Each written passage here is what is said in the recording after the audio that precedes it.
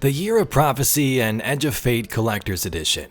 It has some pretty cool lore secrets and goodies, and today we'll unbox it. There will be some small story spoilers ahead.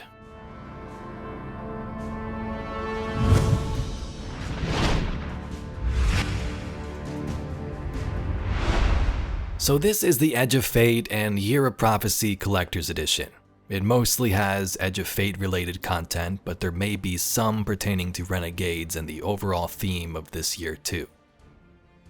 The box is actually quite massive. It may be even one of the biggest Destiny Collector's Editions we've had. The packaging for the statue is probably what does it, including all the little pieces in their different forms. There's not too much in the actual box, but here is a comparison to the Final Shape Collector's Edition from last year. The years before that were about the same size as the Final Shapes in the Witch Queen, Lightfall, Beyond Light, so on. Here is a view from the side and back of the new edition. Now this of course is just a sleeve, and as you slide it up you reveal the box art, which reminds me of the symbols that the Aeonians wear, the sort of half-circle logos.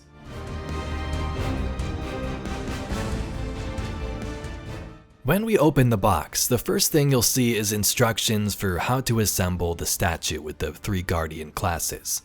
It's not that hard, all of these kind of just snap into little holes on the base of the stand. And the only piece that connects is the Hunter's Arc Staff. It just slides right into their hand in the back there. Under the instructions, you'll find the envelope from the Department of External Observations, which has a bunch of pages of secret lore. Our new character Lodi is from pre-Golden Age Earth. He lived in Chicago and worked at the Department of External Observations, a department that studied alien language, technology, and interaction. Within we see many pages from this group, and also diary entries from Lodi himself. We learn that his name was Louis Yarrow. Now I did make a video last week recapping the entire envelope's lore, so you can watch that separately if you like, but I'm also just going to add that same video at the end of this one. So if you want the edition and the lore, it'll all be in one place.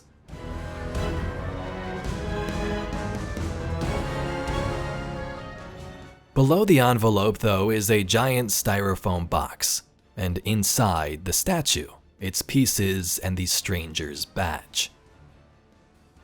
Everything is in pieces and covered in plastic, but here's what they look like separated.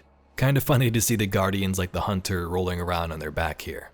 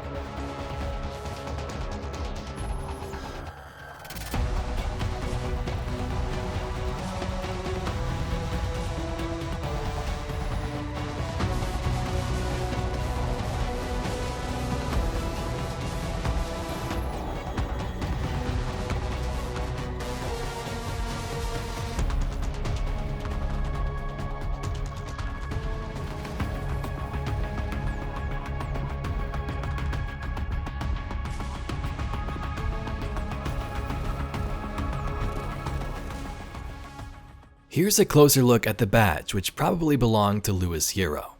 It says in Latin, discovery, exploration, observation, and connection. These are guidelines for the department, the DEO, and during the campaign we see parts of this. When we meet Lodi, he doesn't tell us where he's from or who he is straight away. He keeps who he worked for a secret, as it was protocol. He wasn't supposed to tell anyone why he's here. But when he realized he couldn't go back in time to where he's from, it didn't matter. The badge opens twice like an old compass. Inside is a coin that says observe, connect, conceal, conform, comply, and return. But beyond that, that's pretty much it. You get a pretty big statue of the classes. It stands just over a foot tall. Next to that, the badge and papers with secret lore. So that wraps up the unboxing, but as I said, I'll include the lore video previously made for those who want to know the story. Here it is. Big shout out to Honestly Just Vibin', who put this into a very nice presentation style format, and also Dobie Rams, who transcribed all the images into digital text. I'll leave the links to those sources down below. So as collector's editions usually do with Destiny, we get some epic information. And it jumps around to different bits and stories, introduces questions, and gives us some backstories of what appears to be Lodi. In the first entry, Director William Moffat welcomes Mr. Yarrow to the department. We've read this entry multiple times before. It was seen in images when Bungie first announced the collector's edition. The director met Mr. Yarrow at the Linguistic Society of America and believed his expertise in analyzing languages would be of great use to this department. In Edge of Fate cutscenes, we see Lodi speaking about language and how he translates what the Fallen say there on Kepler. This department was established to study strange paranormal anomalies and alien language. The company's ideals is, if some type of alien race appeared, they wouldn't meet them with hostility, but rather open arms with communication. Many entries throughout this new lore here details a character named Lewis, or Louis, however you want to pronounce it. Lewis is likely Lodi, last name could be Yarrow. Now I'm going to read the most important pages from this, otherwise we'll quickly summarize them. Like this one, which talks about not leaving extraterrestrial samples in the fridge. The next page shows us the office directory, what the department has been looking into and studying. We see sort of the basics that an office would have, and some other strange additions. Like cosmosophy, which deals with theories about the cosmos. There's studies in neuroscience, biology. Pangeometry, likely something multidimensional. And even strange matter in all caps, which you'll see pop up in a bit, most likely connected to dark matter. This page shows us a secret letter with symbols. It is written in shorthand, and when translated says this. Now some of you have come here imagining that we lock up Bigfoot and disguise Greys at Paradise Ranch. We do not. And not only because we have no credible evidence of either. The work that we do here is both less exciting and far, far more important. Let me be very clear. There is non-human life in this universe. And when we make contact, we will meet that not with raised weapons, but with open arms. Of course, should we be threatened, we must muster all of our strength in self-defense. But we will not. We will never fire the first shot. This department was founded not to wage war or imprison that which we do not yet understand, but to welcome our galactic neighbors as friends we may learn from, allies we may rely on, and most importantly, fellow beings navigating this vast and beautiful universe. The cosmos can be dark and cold and lonely. We need not make it more so. Here's where things get strange. The department analyzes the brain of JFK, John F. Kennedy, to see if there's any connection to these strange forces and matter they've been encountering. Also, gravity-based weapons.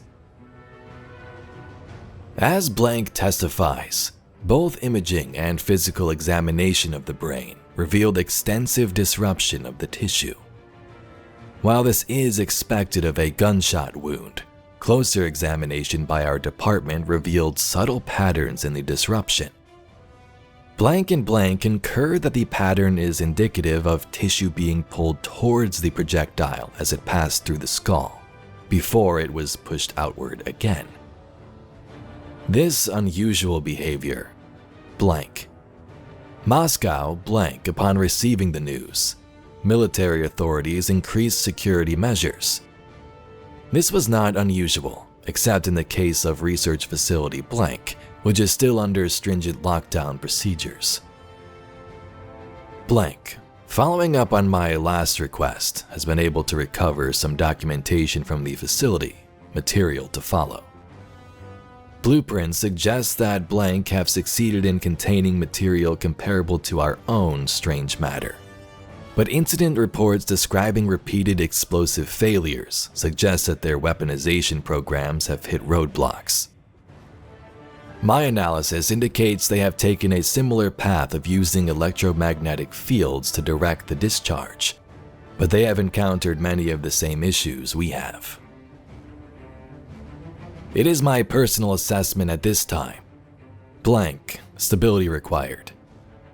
Without causing enough disturbance to have been noted as part of the event. At the very least, we would expect to see blank, which remains at detectable levels for at least 3 years post-failure. But our readings at Dealey Plaza indicate nothing out of the ordinary. After extensive review of the materials recovered from the blank incident, I can find no conclusive link between the weaponry and energy sources present at the incident and the evidence from the scene of President Kennedy's assassination. Blank does not mean no link exists, merely that the evidence does not support such a conclusion.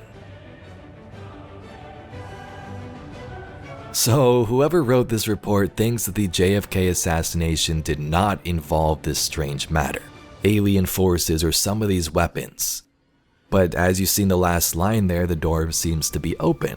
So now we have real life stories going on, and Bungie just made it canon in Destiny 2. Did someone from this department do it? Was it Lodi? Was it someone from some other company with these gravity-based weapons that we are also experimenting with, this dark matter?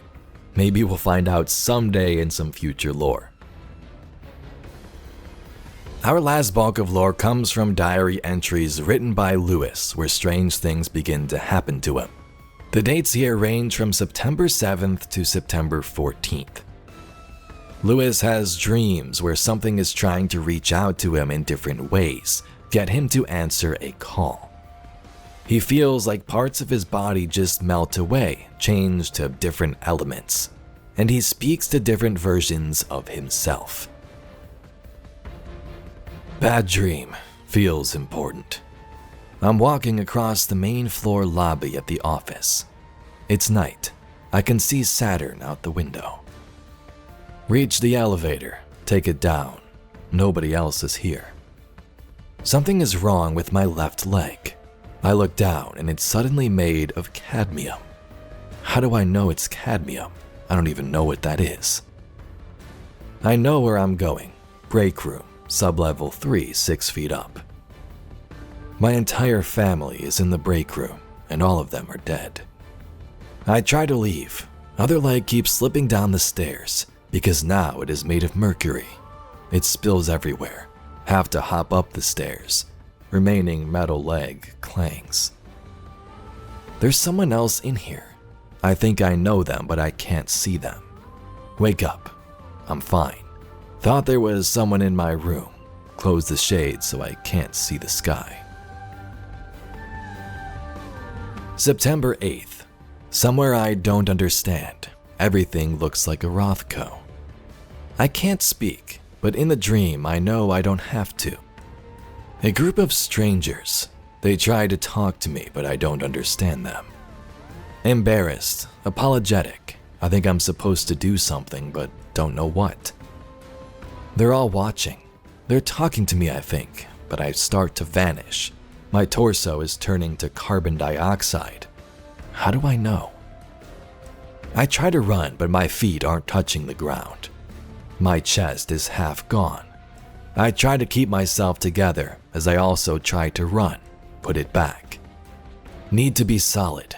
Wake up freezing cold, naked in the kitchen trying to shove myself into the icebox.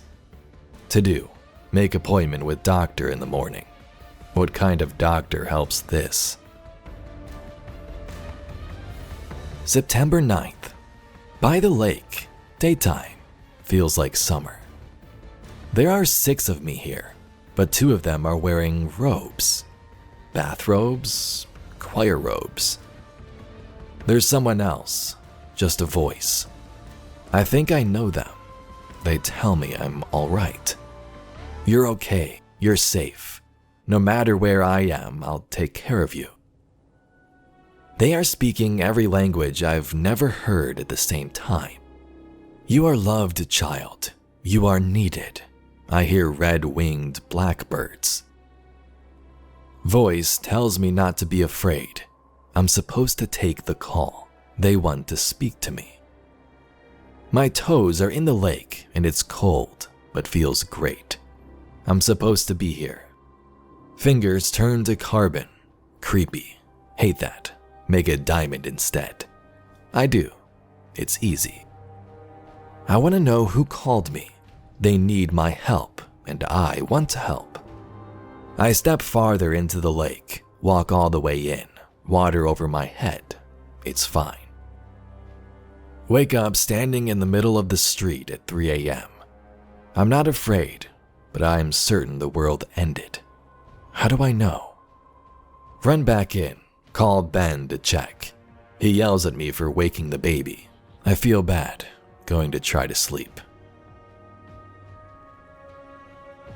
September 10th. Haven't slept that great in years.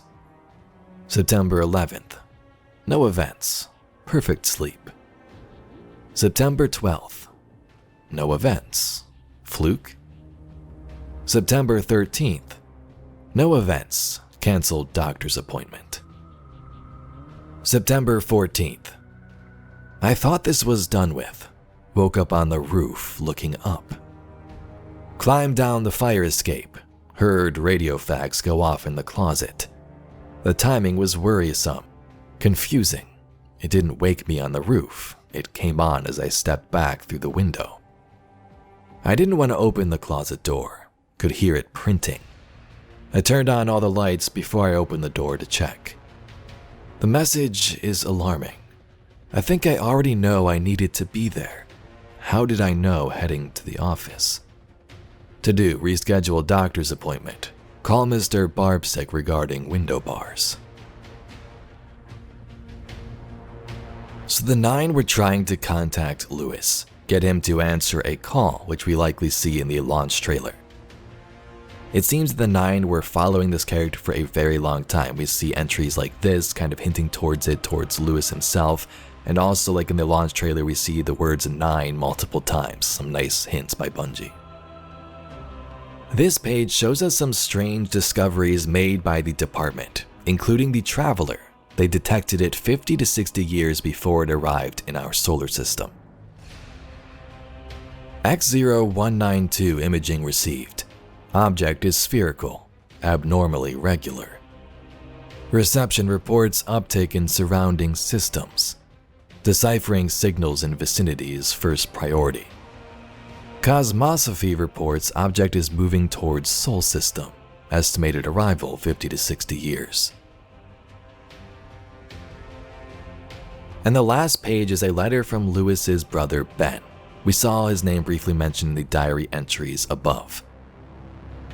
But Ben kind of just shares that his kids love their trip to the zoo, talks about them a bit, and how Lewis should really write to their mother because he moved away. Maybe to his new job here in Chicago. So lots of great backstory for a new character in Destiny lore. But let me know what you think about all of this in the comments down below. We have a department that studies strange anomalies and aliens. This character, Lewis Yarrow, joins them, hears voices from the 9, and likely becomes Lodi at some point.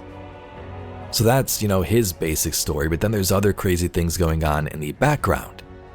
There's a massive Cold War of alien dark matter weapons happening around the world, and they've looked into the possibility that some of these weapons may have taken out John F. Kennedy.